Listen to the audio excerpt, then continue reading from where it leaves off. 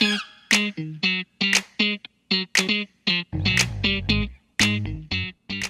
are live with another episode of Commercial Roofing Radio. And boy, I'm pumped up for this episode. I've got Jaden Reichl over here, who's just cool as hell, if we're being honest. I mean, the dude's a professional wakeboarder, won nationals. I mean, living the life before the life even begins. And I say that because he is a young entrepreneur that is poised to just make an impact and make a mark on this industry. This guy has been doing this job his entire life, and he's growing into this amazing impact that he's making. And I can't wait to watch it all. It's a pleasure to be on the show. How are you doing today, Jaden? Man, I'm doing wonderful. Thank you. That was quite the intro. I appreciate it. Yeah, today's been great. I'm actually out in the field right now, working a storm that happened a couple weeks ago. I'm training a new guy right now. He's been on the road with me for about 3 days, and we got about a week and a half left to wrap him up, and he'll be out on his own. So you're out there storming right now. So guys, this is probably the first we've had this. Somebody who's got to stop in the middle of selling roofs, not just any roof, big roofs, and actually joins for the podcast, right? You're in the middle. Yeah, we were knocking doors this morning, made a little pit stop. I got a couple closes I got to go to later today and wrap this day up. It'll be a good one. That's awesome. I absolutely love that. That's huge. And so, you're younger. You're like myself. We were talking about it a little bit before the show. You're born into the industry. You didn't have any choice. I typically ask people like, hey, how'd you get into the industry? Because for me, I was born into it. I didn't have a choice. It's whether I like it or not. For myself, I tried to buck that for a little bit. I did go to college and try to do something else. What about you? Did you want to do something else? Did you always know growing up that you were going to be a roofer? So, that's a good question. Like I would say I did always have a choice, because no matter what I wanted to do growing up, my dad and my parents supported me with really anything. Obviously, my dad did this since I was born, and my mom too. So I grew up around it. But no matter what I wanted to do growing up, they were always like, "Yeah, we're going to support you no matter what."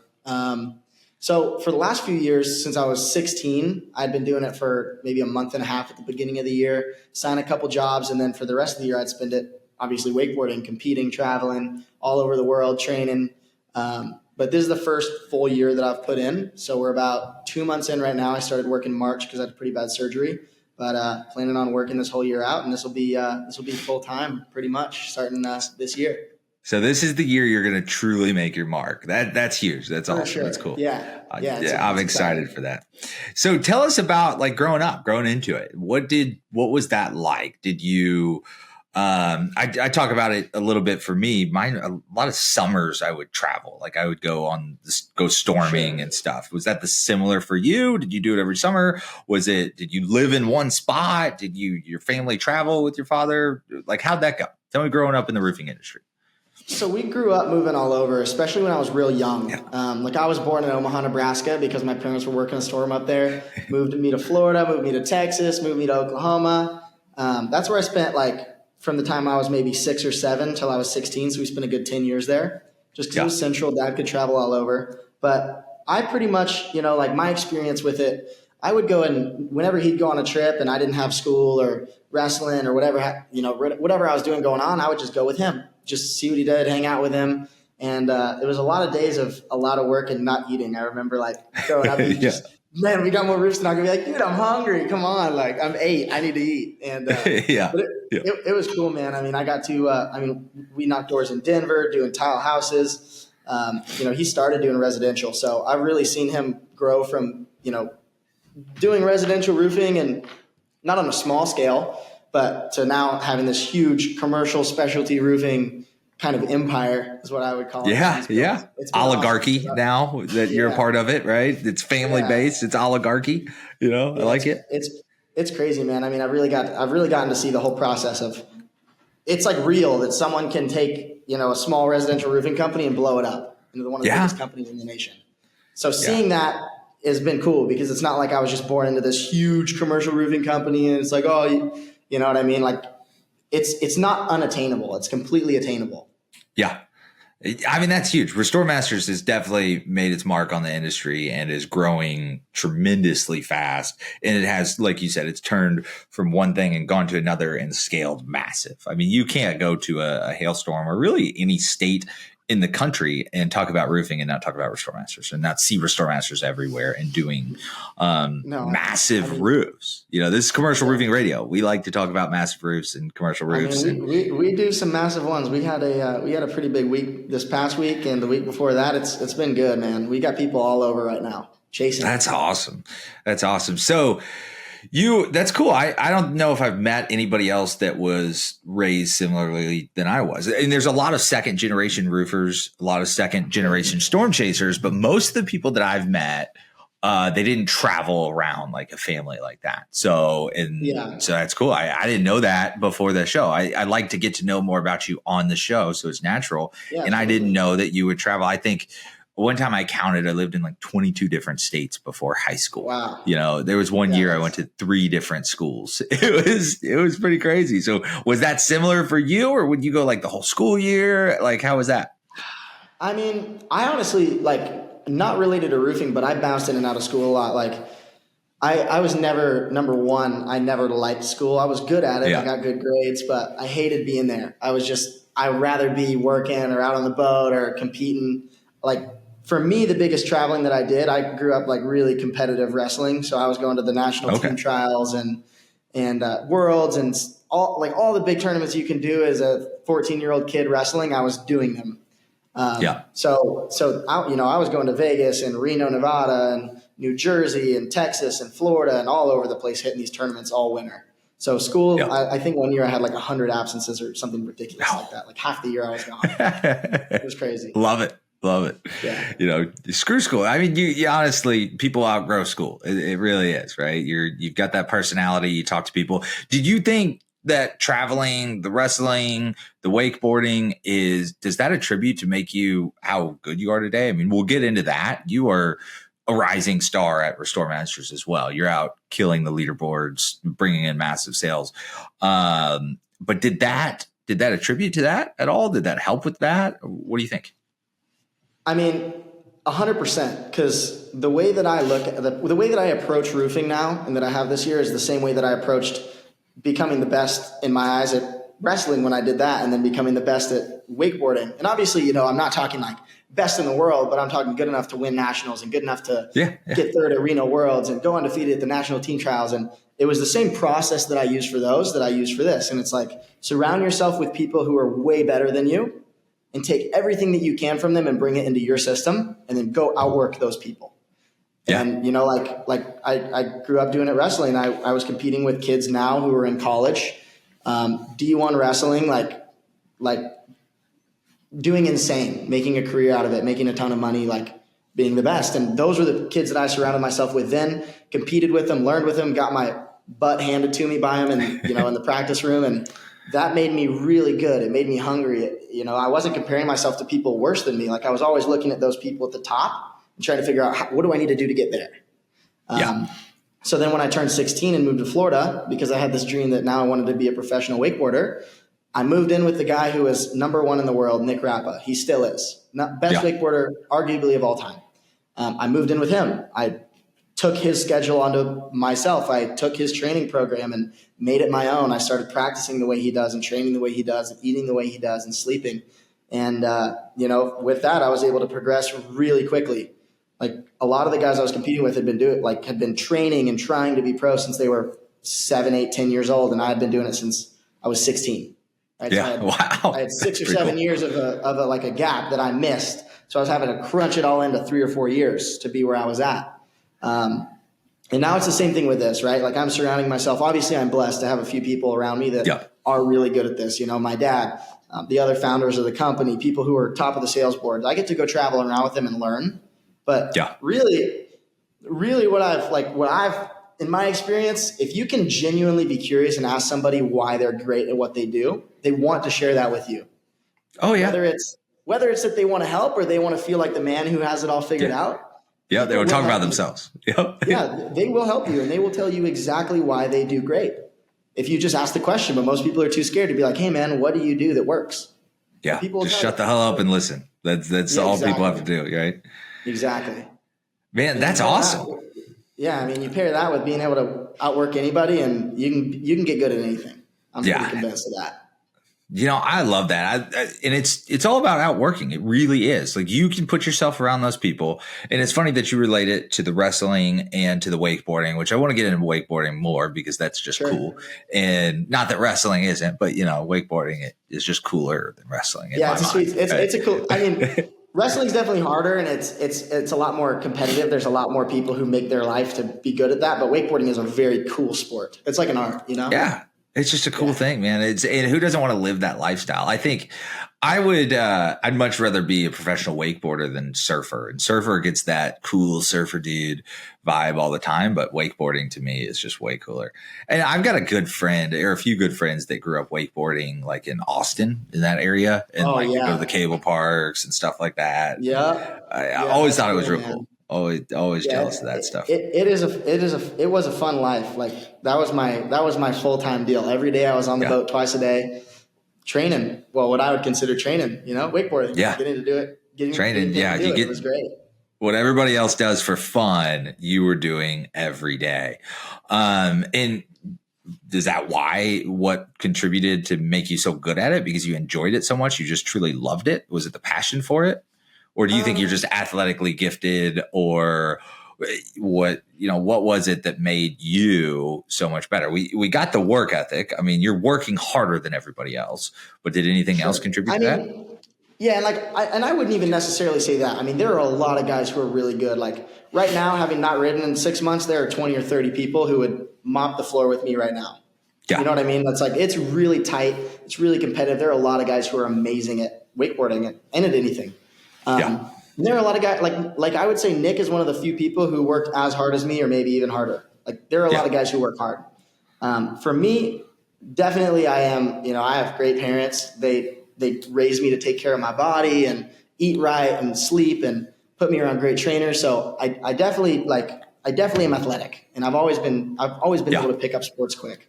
I really try to learn the way my mind works is like take what works and bring it into me. So it's like that's one thing that made me really good. And then I think honestly the biggest thing is just surrounding myself with people better. Yeah. That's it. That was the key for me was always just having those people in my life who were the best. Yeah. Like putting myself there. That makes a lot of sense. You got to surround yourself with winners. Winners win, and you surround yourself with winners. You're going to act like them. You're going to be like them, eat like them, sleep like them, work like them, train like them, like you said. But that's awesome. Did any of the people meet open any doors for you on commercial roofing and things like that, or did that not relate? I mean, I'm sure it will. I'm sure it will down the road. It hasn't yet. Honestly, I haven't been working my hot market, as my dad would say. I haven't really been working that yet. I've more so just like right now. My focus is kind of in bringing in a couple younger guys and getting them out selling and getting them out making a lot of money, which I'm passionate about. Like taking people who did other things and bringing them into this business and changing their lives with the amount of money they make. Right? Like I love it. So I've more so been working the same way that they would work with no connections to just show them that they can do it. Yeah. You can not be me and still go make a lot of money. That was the hard thing. It's like when I started, people were like, oh, well, of course you're good. You're your dad's kid and blah, blah, blah. And you've been doing it since you were 6. And I was like, yeah, okay. Well, I can go out and outsell you guys and not mention or use any of those tools. So yeah, it's kind of a point of pride. Like, hey, I'll do it how you do it. I'm going to work harder than you, and I'm going to be better than you. Yeah, yeah, and it's like I tell all the guys that I bring on. I go, look, I go. Your job is just to go sell. My job is to not only sell for myself, but to train you and make sure that you sell a lot and manage making sure that you have everything that you need. And I'm still going to outsell you. So I'm spending a third or a fourth as much time, and I'm still going to beat you.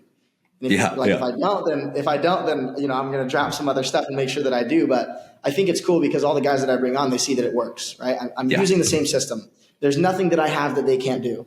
I'm not taking any leads. I'm self-genning all my leads. I'm using the same tools that they're using, the same pitches, the same closes, the same travel schedule, everything.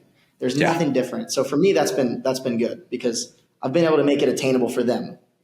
Yeah. Absolutely, man. I talk about when I was in an office, and that was so long ago. So I can talk shit basically about the people around me. But I say it all the time. Like when I stepped into like taking it seriously, I say taking it seriously. And that's what you've done this year, right? You're taking it seriously. Absolutely. Like this is your focus. I look left and right and I realize that, God, these are the guys on the leaderboard. This is a guy selling millions a year. They suck. I'm better than them. I'm better spoken than them. I know I'm going to work harder than them. I'm going to be better than them.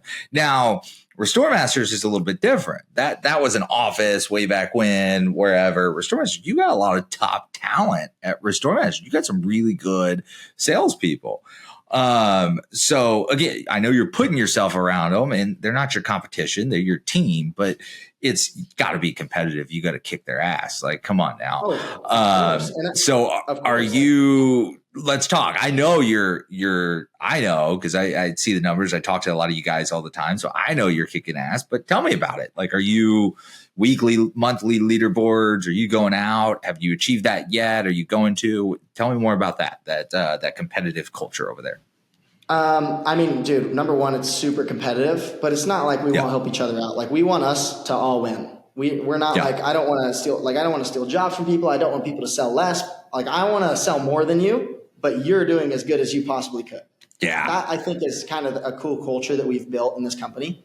Or, you know, that our leadership has built. I wouldn't say that I'm a part of that because I'm new into being a part of it, but I've come into this like, and being able to see what everybody else has built and the culture, and everybody's so pumped for everybody, but still like it's cutthroat. I would say going into a storm, I'm more worried that my guys are there than any other roofing company in the country. Yeah. I know I can beat everyone else, but like knowing that some of our top guys, like knowing that some of them are there, man, that's intense. It's gotta be hard. Yeah. Yeah. Like, I look at the group chat and I see, somebody's out where I'm working, and I'm busting it a little quicker. Because really, it's like, and I think all the other guys would say the same thing.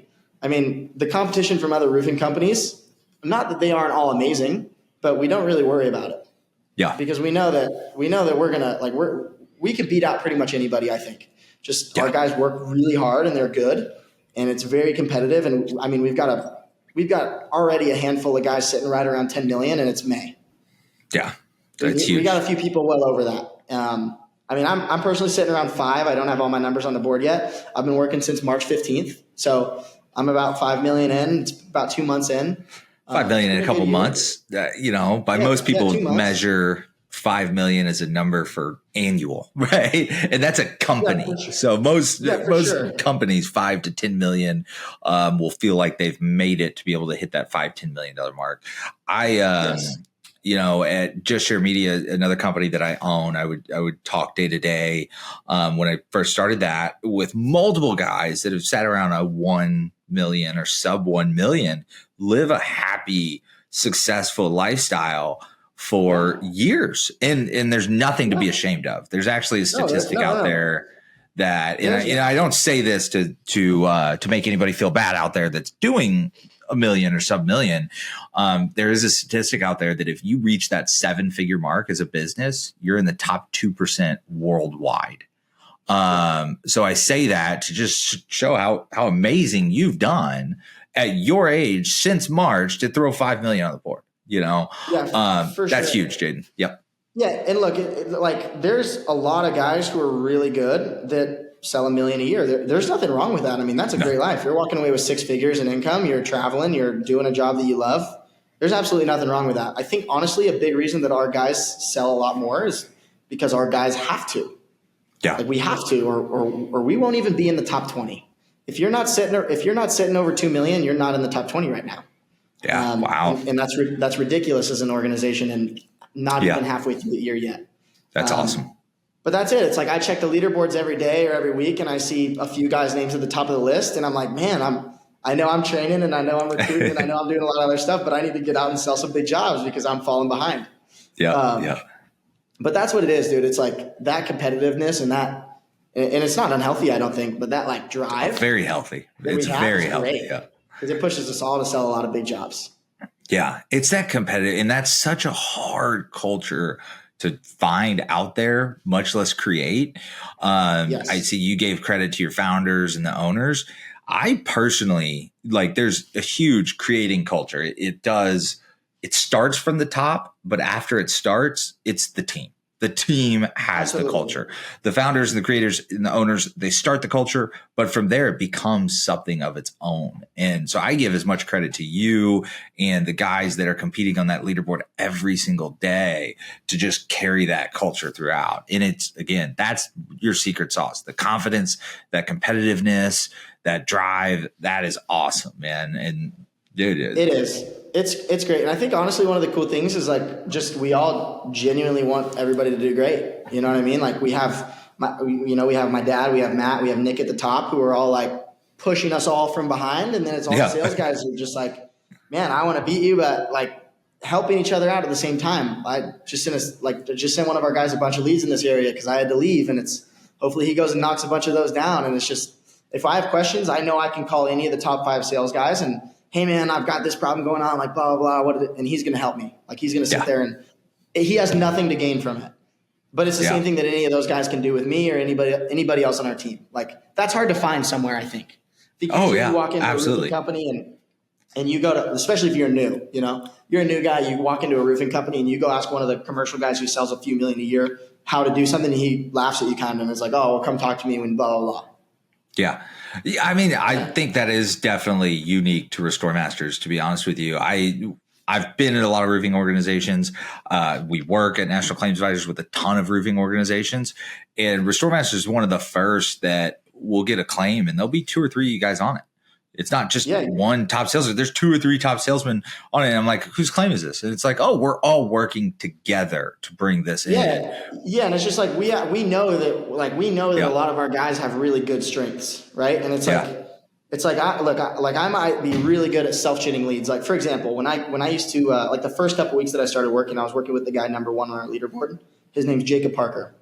Yep. At the time, I'd only closed, by myself out working, I'd only closed 2 jobs ever. I'm sitting right around 25 closes in the last 2 months, right? But before that, I'd really closed nothing by myself. I'd always been working with my dad or whatever. So I wasn't confident in it, but I could set leads like nobody's business. So we go out to Atlanta when that fresh storm hit, and I'm working with Jacob, and I knew I set us up 15 leads.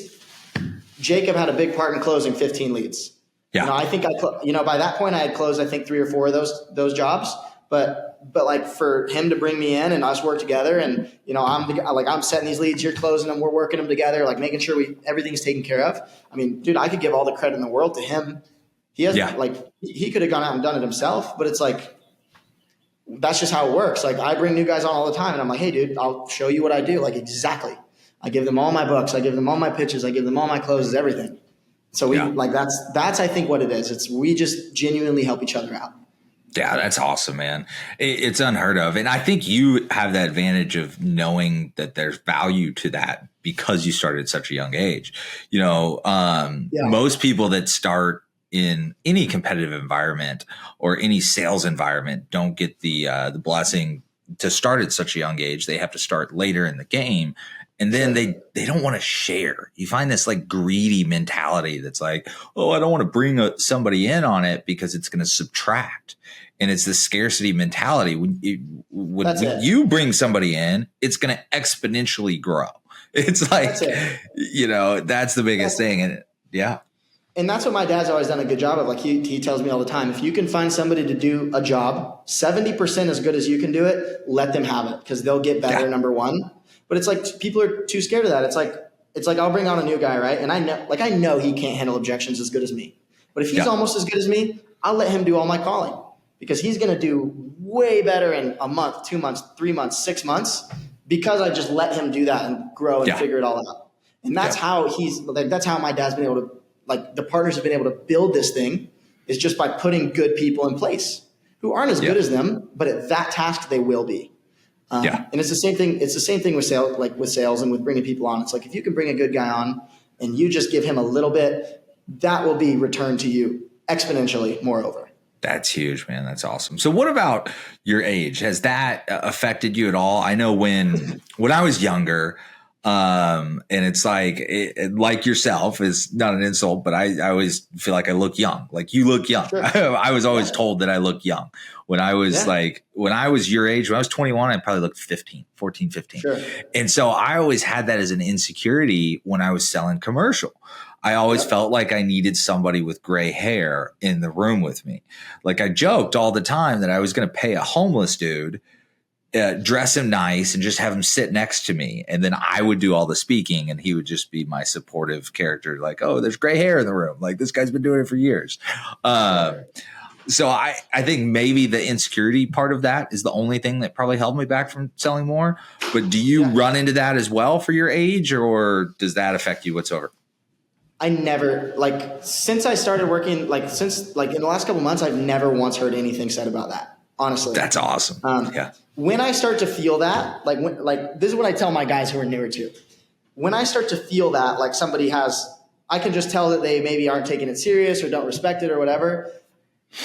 I usually have one of a few responses, but I'll be like, look, this is a $300,000 job. I deal with $10 million claims all the time. I'm honestly just here because we're doing a job up the street, kind of as a favor to you. So, if this isn't something you're interested in, I don't want to waste any more of my time. And then they kind of take a step back and they're like, oh my God, okay, maybe he can handle this. Maybe he can handle this job. Yeah. But I don't think there's any problem with age. I think it's that people don't position you as an expert or like you can take care of them unless you give them some reason to think that you can. Yeah. So that's it. Like I don't really use my age. If it gets brought up, I say, look, I don't even address the age concern. I just address, I can handle bigger projects than this and more complicated ones. And the team behind me, our production department, can handle exponentially bigger and crazier jobs. There you go. I love it. It's confidence, winners win. Yeah. Yep. There are a lot of roofing companies who could have walked in the door today. You're lucky that I'm the guy who walked in. Yeah. Because there's only a handful of people who are going to be able to do a better job.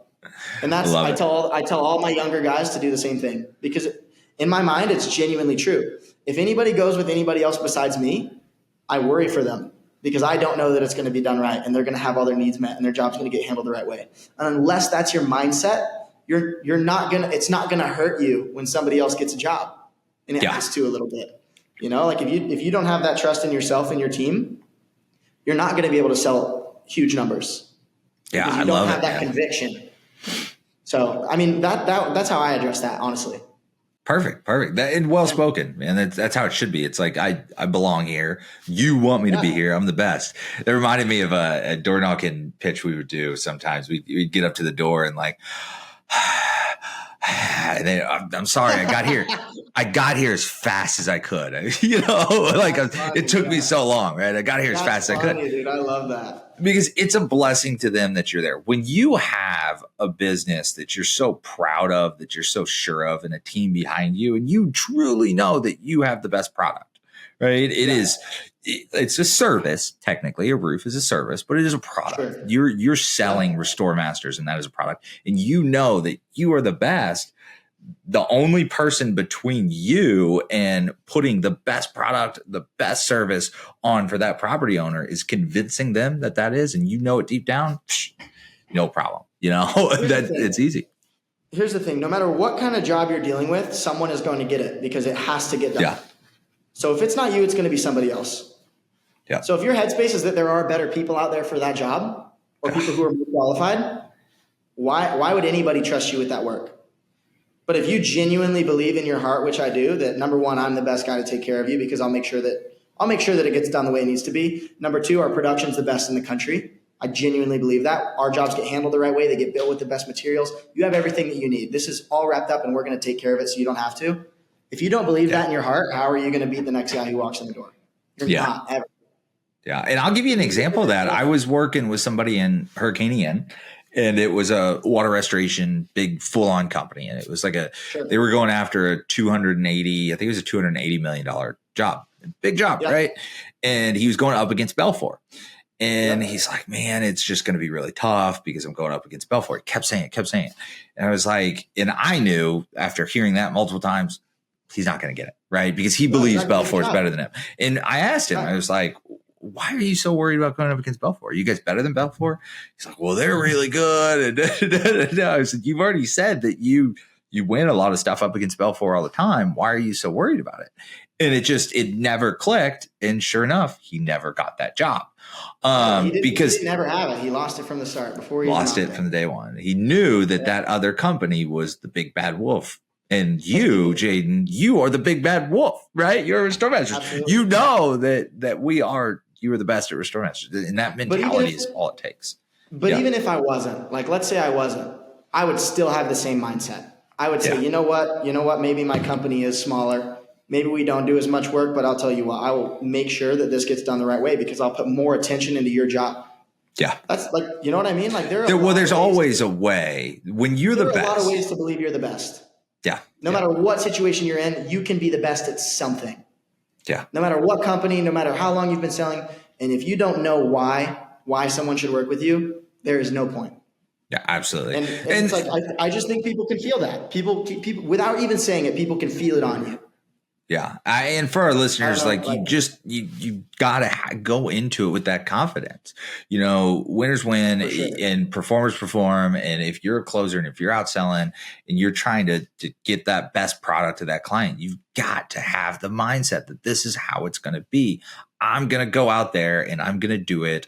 And we're going to be the ones building this job. Like at the end of the day, if you know that before you ever hit the door, before you ever talk to the client, before you ever get to the gatekeeper, you know that you're going to be the one at the end of the day who is the best and who's going to put it on. You're going to win that job. And then the next one and the next one and the next one, So there's like a little tool that I use with my new guys.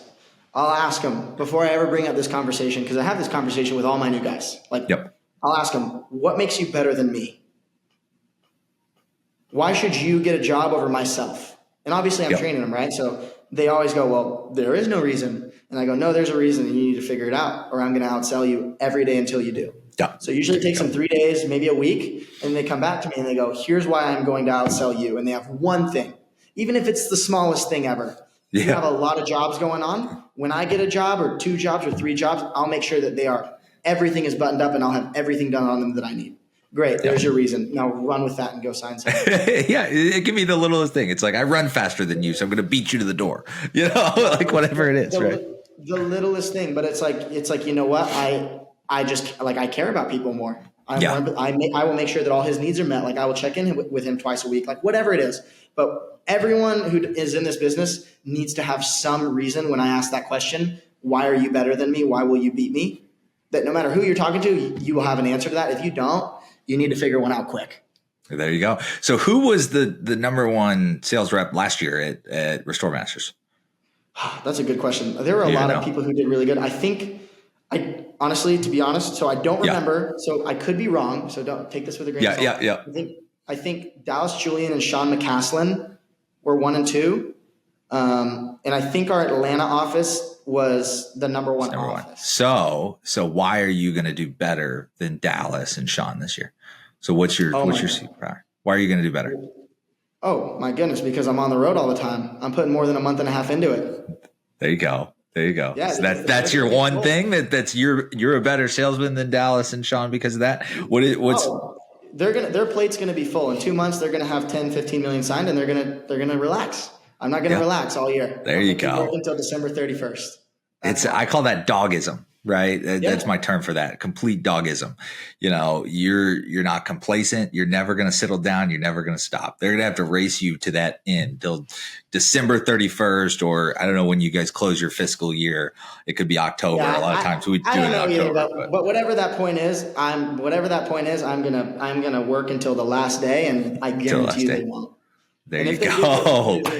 Love it. I love it. Y'all heard it here first. Jaden Reichl. That's it. Okay, number 1. And what does that goal look like? Do you have a number figure goal? Is it just the work that you fall in love with? There's so many schools of thought when it comes out there to goals to how to be number 1. Yeah. Well, I mean, I wouldn't say this is a goal, but I think I'm going to put up 20, 30 million on the board this year, which would be sweet. Hell yeah. That's not really like where my head's at in terms of goals. Well, here's where it's really at for this year. Number 1, I want to take 5 or 6 people and I want them to all have $5-10 million years. If I could take 5 people and give them $5 million years under me, that makes me happy. That's a successful year for me. To do that, I have to get those people working hard. And the only way to do that is to work harder than them. because if I'm lazier at the top, like we lead like a spear here. Like the guy who works the hardest is always on top, because being a manager sitting around telling people where to go while you're relaxing on the beach doesn't work in this business. People don't respect it. So to get guys selling 5 million, I know I have to do 10 or 15. Right. And so like, that's going to be a big thing for me. That's going to keep me out working and selling. And then the other thing I'm genuinely looking at this year is like throwing a lot of paint at the wall and seeing what sticks. Like I'm trying out a lot of different stuff, a lot of different pitches, a lot of different approaches, how to work different storms, how to work different markets, marketing stuff. I'm trying to figure out a lot of different stuff and just dial in a process. So by the end of this year, I'd like to have 30 million on the board. I'd like to have 5 or 10 guys below me who've all sold 5 million. And I'd like to have dialed out a little bit of a process for myself and my team of what works really well, what works okay, and then just stuff to kind of avoid. So that would be what I would say is my goals for this year. Yeah, that's awesome. And that's proper goal setting. So many people get into selling roofs and it's like, I just want to do this number. It's like, no, your goal is, there's a reason behind it. You're 20, 30 million in sales because you're going to sell the most.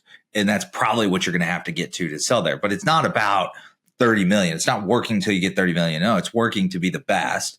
And then your goal is not about your team members. It's just making your team the best that they are as well. Yeah. Having the best team. I love it. That's proper goal setting, guys. If you're listening to this or if you're watching this, like that's how you need to set your goals. Is this is what it's going to take to achieve. So that's where it is. Yeah, and like the way that I track that, like the way that I like to make it real for people. If it's not, it doesn't exist until it's real. Yeah. So how do you make that happen? Well, number one, you figure out what you need to do to get a close.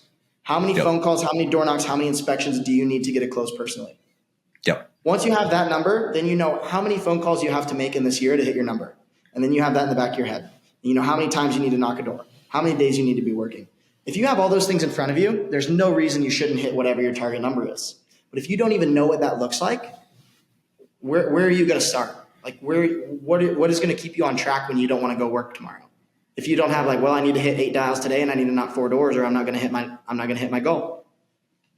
Yeah.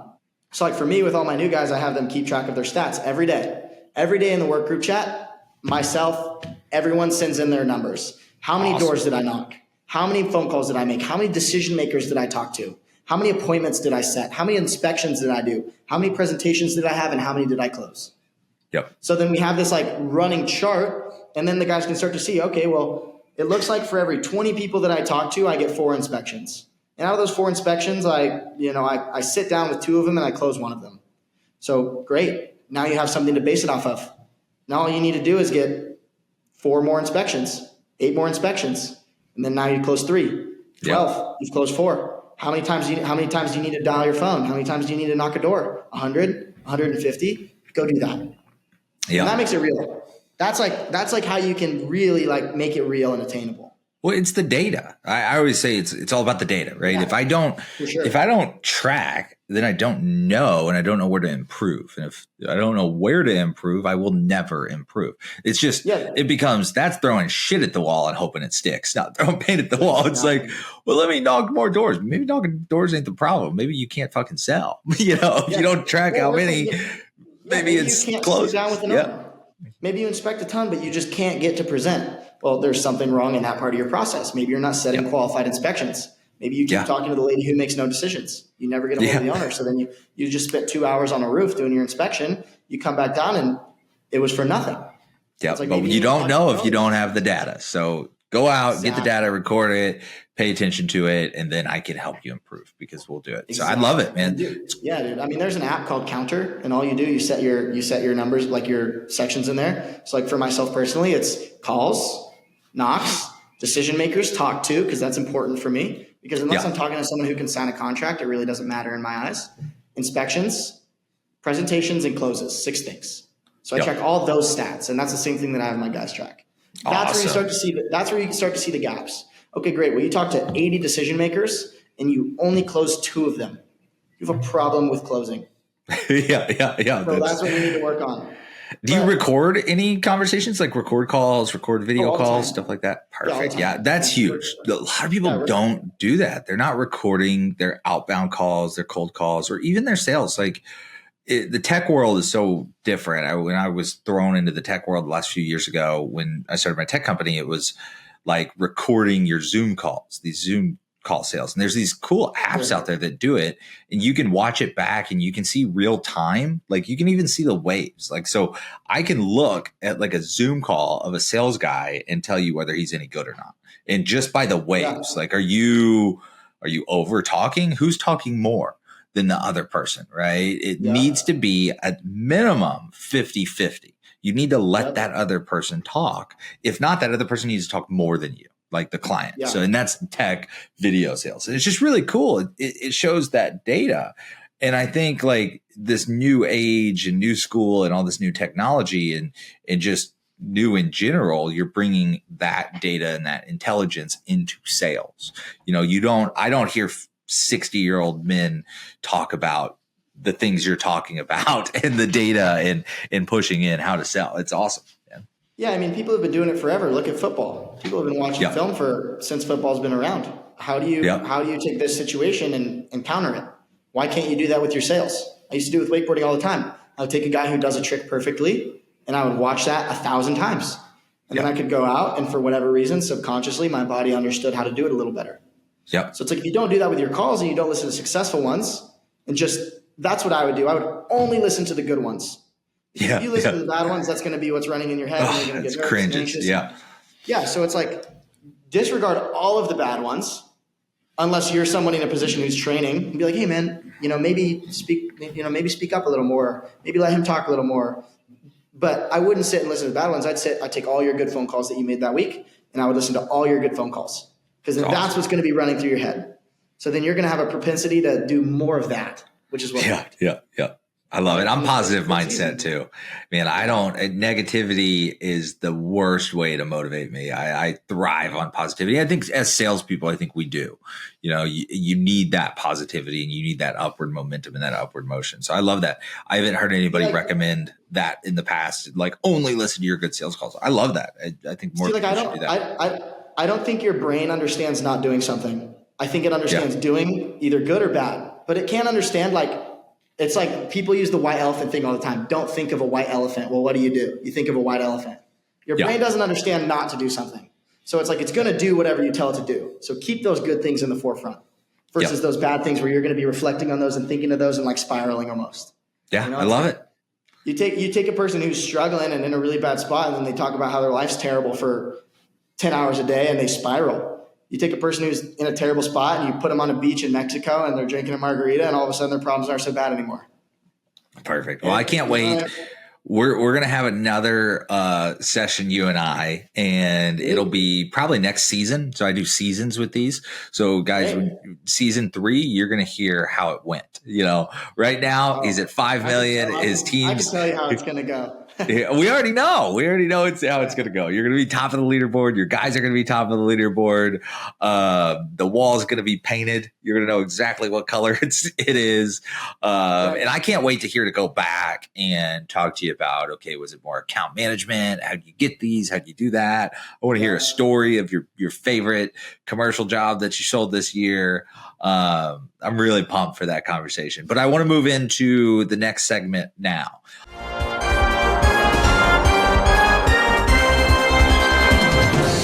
Who wants to be a millionaire? So is that past your generation? Did you get to watch any Who Wants to Be a Millionaire? Do you even know what it is? I wasn't a big game show kid. I know what it is. I don't know if I was a little late to the party or game shows just weren't my thing. Could have been either or. Yeah. I think TV's just evolved over the years. Growing up in the 90s, we were definitely raised on television more so. I think people nowadays turn the TV off, get out the door, or maybe their TV's their phone. TVs just suck, right? But for us, shows were definitely a lot better back in the day. I watch a lot of old shows if I'm going to watch anything. Yeah, and music too, but I'm digressing. Okay, we'll get into that. Come on now. Yeah. So let's say, basically, Who Wants to Be a Millionaire in my mind was, out of all the game shows, the best. Right? It had drama, it had intensity, and it was just cool. So Who Wants to Be a Millionaire? there's a couple things with Who Wants to Be a Millionaire. When you're asking questions, you get something called a lifeline. And those lifelines, you get 3 of them on the game show. Right. You get 50-50, which clears 2 of the questions because it's multiple choice. The second one is phone a friend. It was always my favorite. They'd call some weird person at home. Would they answer? And I'd always think about, like, are these people just sitting around waiting? Like, most of the time, I'm not going to answer the call, you know? Yeah, so, and right. they always answer, and it's always just cool to hear that other person. And then the third one was ask the audience, which I always thought was really dumb anyway. The audience. So who's paying to be a live audience on a game show? I don't trust their answers. This is really stupid. Like, most of the time when random people answer questions, they're wrong. So, because random people are typically pretty dumb. So we have a couple of things. One, we do away with the live audience because we have no live audience. So you're going to have 2 lifelines. You get phone a friend, or you get 50-50. You can't use them both on the same question, so they got to be used on different questions. And we only have 4 questions, but it is multiple choice. So let's go ahead and get started with Who Wants to Be a Millionaire. So I'm excited. All right. Okay, so wakeboarding. Let's start it off with, and I don't know wakeboarding a whole lot, so I don't know if this is an easy one or a hard one or not. But wakeboarding originated in New Zealand. It wasn't always called wakeboarding. It was actually had a different name when it was first invented. What was it originally called? Is this Surfing. Is this A, scurfing, B, surf skiing, C, wake scurfing, or D, ruaking? I don't even know if I'm pronouncing that. Ruaking. So, Nick, you're going to have to do that editor thing. And Ruakaka. Okay. So, A, scurfing, B, surf skiing, wake scurfing, or ruaking. Okay, so I'm not using my narrow down. This is just some head stuff. So yeah, think out loud. Those really old boards are called scurfers. So right now in my head, I'm between scurfing and wake scurfing. Which one it is, I'm not sure. I think I'm just going to go with scurfing. You think you're going to go scurfing? A, scurfing. Yeah, final answer. A. That's final answer. Yep. You're correct. You got it. Boom. All right, 1 for 1. Coming out the gate hard. You know, again, I knew you had it right out of the way. When I was looking at them, and it was hard to find a good trivia question on wakeboarding because it was they all looked easy. Yeah, I should have asked where it was originated. I should have. Never got that. I would have never got that. Just screwed up. 1 for 1. All right. Well, I stuck with the New Zealand trend on this next one. So let's bring this into hail and wind and things like that. All right. So New Zealand, I know Australia is known for hail. Australia gets some big fucking hail, but New Zealand's right next to Australia, right? They're Kiwis.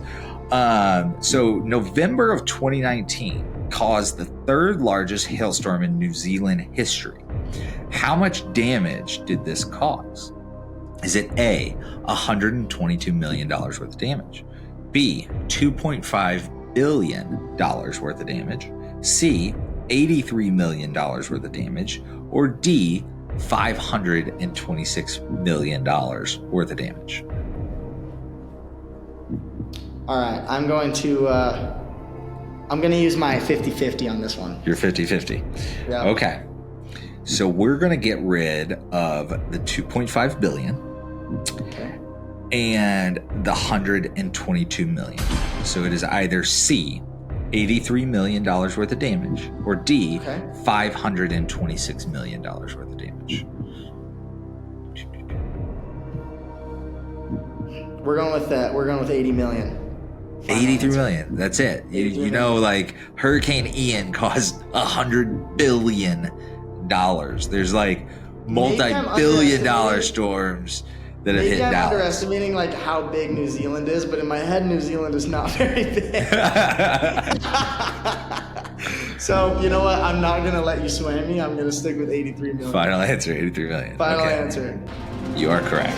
You got it. Oh, man. Baby, I knew it. Man. Oh, man. Is it anybody ever gone 2 for 2 in the first two Two questions? for two. I think there's been a couple. I've gotten a few people that are 3 out of 4, but I don't think anybody's gotten 4 correct yet. Right. Probably the smartest person I had on the show was John Black of Daily and Black, and I stumped his ass. I got him on like every question. I think he got 1 correct, so it's pretty fun. I was thinking like in my head how much work there is to be done out in Atlanta, and I was thinking that's probably a similar market to New Zealand. That was where my head went. I was like, yeah. Atlanta's probably the size of New Zealand. There you go. It was the 3rd largest storm, 500. There you go. All right, man. Well, this next one has a little bit more to do with you being a father-son team at RestoreMasters, right? You're following your father's footsteps. I looked up a whole lot with father-son duos and this and that, but I wanted it to be relative to our industry as well. So there's actually a famous insurance carrier that got its start with a father-son duo. So it's an insurance carrier you've probably heard of. Very famous, father-son started it. So is it A, Allstate? Is it B, State Farm? Is it C, Pure? Or D, Chubb? I love this. I see you thinking. That means you don't know it right off the bat. I definitely don't know this one right off the bat. I'm thinking. Man. All right, you know what? Final answer, we're going to go D, Chubb. You're not going to phone a friend. Not going to phone a friend. I'm going to save that for the last one. You're going to save that for the last one? Wait, I already used my lifeline, I thought. I thought I already used my lifeline. Well, you get 2 lifelines. You get a phone a friend and you get 50-50. 50-50's gone, so you still have the phone a friend. I'm going to save my phone a friend for the last one. You're going to save your phone a friend. And you're not going Allstate, State Farm, Pure. Final answer, Chubb. D, Chubb. What are you basing that off of? It just sounds right, or? My honest answer, you said you probably know this one. I know that everyone knows State Farm and Allstate. Not everybody might know Chubb. So the fact that you said probably is what I'm So I overtalked it. I gave you the answer. Final answer, D. You are correct. You got it, Chubb. Come on. I knew it. I gave it to you. I gave it to you. You did. I shouldn't have told you. I should have just let you think I'm a genius over here. But no, I just edited that one a little too much. It used to be like Chubb and Sons, and then it became Chubb and Chubb, and then it was Chubb. Interesting. So, I never knew that. I didn't know that. Yeah. I just went off of purely your explanation of the question. Yeah, fuck. Damn it. How do you like them apples? Come on now. Sometimes I gotta say last, 3 for 3. Okay. Has anybody ever gone 4 for 4? I don't want to don't jinx yourself. Don't get too excited. But this next one, you got a lifeline left too. So I have a lifeline. Here it is. This one's a pretty good one. You're going to be really successful throughout your life, throughout your career. I mean, I can tell you that already. You've done great in everything that you've attempted at. So what is the measure of success when it comes to business? I'd say that B is the billionaire, right? That's the new millionaire in today's term. A million doesn't go a long way. It's got to be a billion. So there's only 15 people who are listed as billionaires under 30.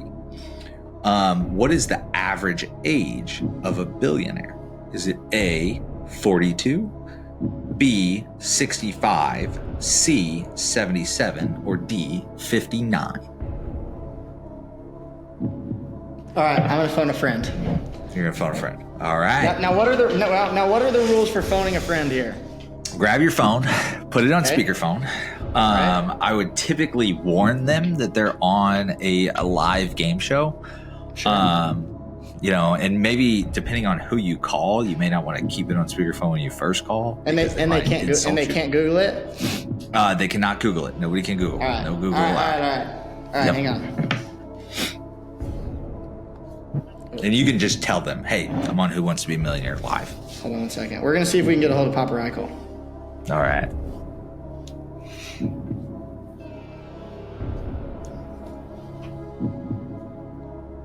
All right, let's see here. What's up, Buttercup? What's going on, Dad? How you doing? I'm doing awesome. How are you? Doing good. Hey, so I'm in the middle of this podcast right now. I'm using my phone a friend on a question. Now, rules are you're not allowed to Google it. All right. So, here, do you want to repeat the question, Alan? Yep. I will repeat the question. It's who wants to be a millionaire? So Hold on one second. I don't know. Hold on one second. Let me. You can just repeat what I say. Sometimes it's Okay, just easier all for right. you to repeat what I say. So it's who wants to be a millionaire. It's just so he's familiar with the game. And here's the question. There are only 15 people who are listed as billionaires under 30. What is the average age of a billionaire? All right, Dad. So, what is the average age of a billionaire? Is it A, 42, A B, is 42. 65, B is 65. C is 77, C is 77. and D is 59? D is 59. Phew. After you tell me, I'll tell you where I've been leaning. I've been leaning towards B. He's on mute. I think with all the new billionaires, I would say 42. You would say 42. I mean, with all the new technology and all the new billionaires, I would say 42. Man, that's now. see. I was thinking 65. Man, maybe back in the day. Yeah. Sure. But look at, I mean, think about it. I mean, are they taking into account like all the oil money and all the? I mean, I don't know. How many did you say were under 30, Alan? I think it's 15 who are listed So under 30. there are only 15 listed under 30. But how many are there Okay. out there? Probably So not how a many lot. are there total? That's a good question. That's a great question. I can't believe I don't know this answer. But I would say either 42 or 59. And I know it's younger now because there's a lot more billionaires nowadays. Yeah, I agree. I think it could be. I think it. Oh, man, 42 seems young for a billionaire, though. I think 59 is where we're at, Pop. Okay. All right. All right, you like My it? first gut when you asked me that was somewhere in the 50s. So I just wasn't thinking it'd be the high 50s. All right, something in the 50s. Let's final answer. All right, Alan, we're gonna go. Final answer. We're Ribbon gonna go Griffin. 59. I don't know whatever that one was. You got it wrong, I man. missed the first one. What was it? 65. 65. I shouldn't have phoned a friend. Oh, you were right. Man, dude, Dad, I You was had the it. first one to go 4 for 4 on the show. I got the first. Dude, it's all good. I like where your head was at, honestly. When is that information through, though? Hold on. I think it was Forbes. This is a Forbes one. I guess Forbes. And I guess a lot of billionaires went out of business with that Hold FTX on. like bullshit last year. Oh, wait, whoa.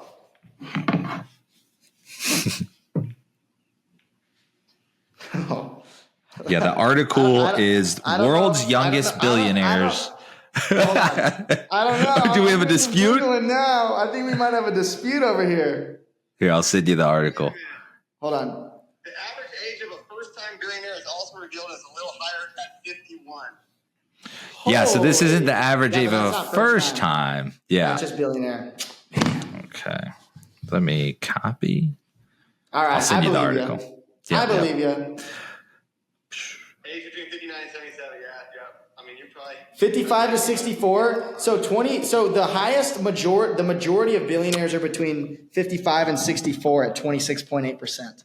Yeah, it's always the average. It's the question is Yeah. the average. And it starts, it's the first line. So read that article I just sent you.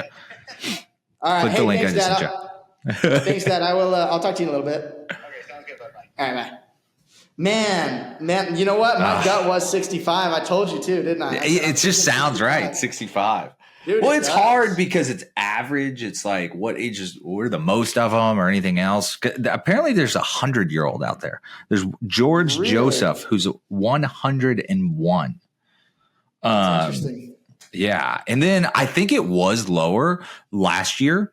But if you read this article that I just sent you from Forbes, a bunch of people got wrapped up with crypto and that FTX going out of business and shit. They lost their fortunes. Interesting. Yep. There's like That's 5 crazy. under 30 billionaires. And then I had a question ready for you about like self-made billionaires. But dude, like all these 15 under 30, like none of them are self-made. Most of them are like trust fund after trust fund. Yeah, I after would trust fund. imagine. So I would imagine it's pretty difficult to become a self-made billionaire yeah. in comparison to how like I think that would just be statistical. It's probably just statistically a lot more likely that you're born into it than that you make it yourself. Yeah, I think there was a couple tech guys, like a 28-year-old tech guy. I think his name was Ryan Breslow on here. But definitely go through the article. It's pretty cool. Well, man, it was a blast having you on the show. You got 3 out of 4 It was good talking to you. of the answers. And I'll say your dad definitely threw you off. You would have had 4 out of 4, but that evens out. Yeah, because it does. It does. Yeah. Oh, good. And you confirmed it because you muted it and you even said 65. But I gave you the previous answer. So I gave you 1. He took 1 out away. 3 out of 4. Yeah, I'll take 3 out of 4. I'm happy with it. I'll take 3.5 out of 4. I think I get 50%. 3.5. 3.5. Okay, perfect. We'll go with that. 3.5. So maybe we'll have a competition at the end of the year where all the best get on it. It'll be like a Jeopardy style thing. Oh, that'd be fun. That'd be cool. It'd be pretty cool. Well, man, I appreciate the time. It was so cool to be on here and get to talk to you for about an hour, and I'm excited. If anybody's listening that wants to get a hold of Jaden, whether they want to come work and sell big roofs for Jaden over at RestoreMasters, or they've got a big roof that they need help from RestoreMasters to take care of, how do we get a hold of you? Man, you can just call my cell phone. It's 918-978-6625. I also have all the social media and my website, and everything's available. Just look me up. Yeah. Google him. You'll see videos of him doing wakeboarding, man. This guy, he's awesome. Yep. Yeah, it's cool, man. All right. Well, thanks for being on the show, man.